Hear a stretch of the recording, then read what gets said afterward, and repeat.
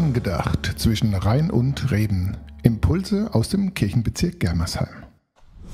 Hallo und herzlich willkommen. Ich habe Ihnen heute etwas mitgebracht.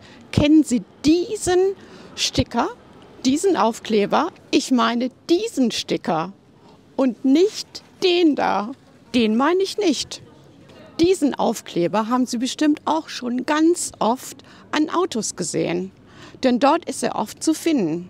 Und es ist letztendlich ein Zeichen dafür, dass in dem Auto der Fahrer oder die Fahrerin Christin ist.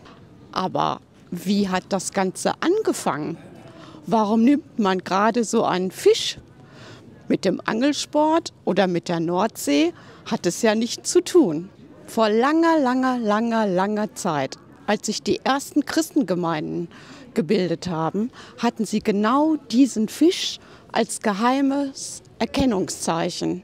Und zwar hatte jemand einen Bogen gemalt und die zweite Person hat einen Bogen darüber gemalt.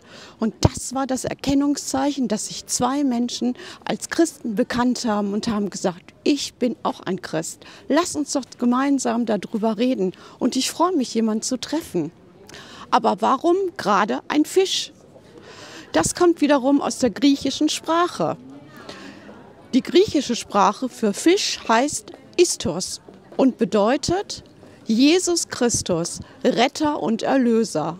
Eigentlich unser normales, kleines Glaubensbekenntnis. Und das wurde dann auch genommen für uns in der heutigen Zeit immer noch als Erkennungszeichen.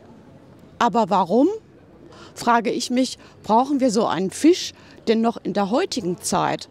Heute ist Christsein ja ganz easy going.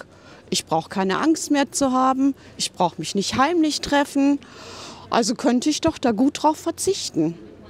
Ich glaube, das liegt daran, dass man damit nochmal seinen christlichen Glauben auch in die Öffentlichkeit tragen kann.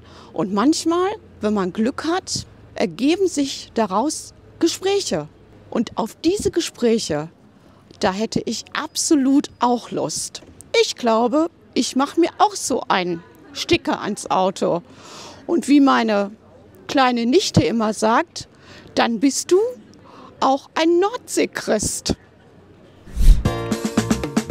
Angedacht zwischen Rhein und Reben. Impulse aus dem Kirchenbezirk Germersheim.